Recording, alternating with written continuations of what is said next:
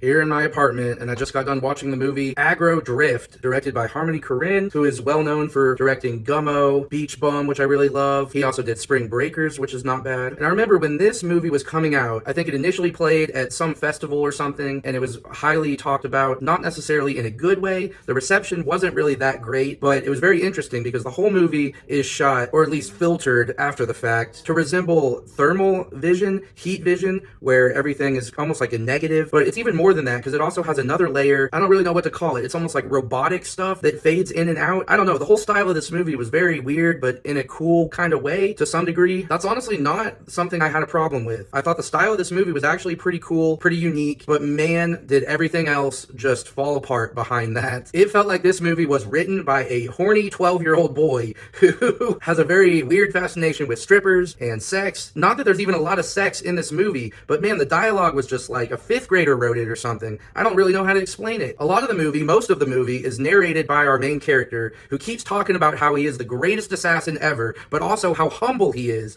But then he follows that up by saying again that he's the greatest assassin ever. He repeats a lot of things like that throughout the entire movie, which was very strange, very annoying. It almost feels like this whole movie is just explaining things that they've already explained, and then they're explaining what's going on physically as well. Most of the narration by our main character feels like he's trying to write some sort of really deep poem that is not very deep at all and comes across as very, very conceited and very arrogant and really has no meaning behind it at all. But you can tell that whoever wrote it thinks that it does. Possibly. I really couldn't tell if they were in on the joke, that this movie feels like a joke, or if it is supposed to be taken seriously. If that's the case, then they really failed. If it's supposed to be like funny in a ridiculous sort of like, look how artsy fartsy we are, that sort of way, if they're self-aware of that, then I guess it works, but still not really. I don't know. And the main character, what the fuck is up with him walking around with those like eye protection that, you know, your dad would wear while he's mowing the lawn and using the weed whacker to protect his eyes that you get at Home Depot? Travis Scott is also in this movie, but does absolutely nothing. He's in like one scene where he has a conversation with our main character, and they don't, again, really talk about anything that is that deep, but you feel like they think it's deep. His wife throughout the movie keeps chiming in. It keeps cutting back to her alone in their house with their kids, being like, oh, I'm so lonely. I'm so horny. Come home to me. Where are you? And it's just like, what the fuck is going on right now? This is so weird. I don't get it. This feels like one big joke that's very laughable, but not even funny enough to really actually laugh at. I really don't know what the fuck this movie was. I didn't like it. I'm never gonna watch this again. I had to pay $12.99 just to buy it on their damn website. That's the only place you could watch it. I don't think it ever came out on VOD, streaming, or anything besides on the website, but I don't know. Have you guys seen this? What did you think about it? Let me know, and I'll see you in the next video.